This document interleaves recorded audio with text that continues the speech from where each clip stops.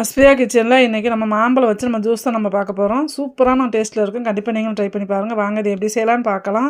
இதுக்கு வந்து நான் ஒரு மாம்பழம், நல்லா பழுத்த பழம் ஒன்று, கொஞ்சம் காயாக இருக்க பழம் ரெண்டுமே நான் எடுத்திருக்கேன். இது ரெண்டையும் தோலை சீவிட்டு கட் பண்ணி இந்த மாதிரி எடுத்துக்கணும். இது ஒரு பவுலில் நம்ம சேர்த்துடலாம். இதை சேர்த்து இதில் ஒரு 2 டம்ளர் தண்ணியும் சேர்த்து நம்ம அடுப்பில் வச்சு நல்லா கொதிக்க விட்டுறணும். இதுக்கு தேவையான அளவு ஜூஸுக்கு தேவையான அளவு சர்க்கரையும் நம்ம சேர்த்தலாம். ஒரு 50 கிராம் வந்து நான் வெள்ளை சர்க்கரை எடுத்திருக்கேன். அதையும் சேர்த்து நல்லா கொதிக்க விட்டணும். கொதித்து நல்லா ஒரு திக்னஸ் வரையில் நம்ம அடுப்பை ஆஃப் பண்ணணும்.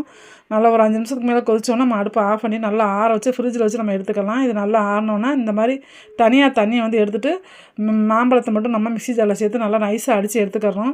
எடுத்தாச்சு பாருங்கள். இப்போ நம்ம 2 டம்ளரில் நம்ம சர்வ் பண்ணிக்கலாம். இதில் வேணுங்கிற அளவு நம்ம ஐஸ் க்யூப் சேர்த்து நம்ம அடித்து வச்சுருக்க மாம்பழத்தையும் உள்ளே எடுத்து சேர்த்துக்கலாம்.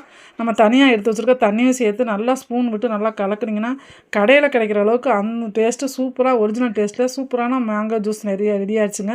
இந்த வீடியோ பிடிச்சிருந்தா மறக்காமல் எங்கள் சேனலை சப்ஸ்கிரைப் பண்ணிவிட்டு கண்டிப்பாக உங்களோட கமெண்ட்டை எங்களோட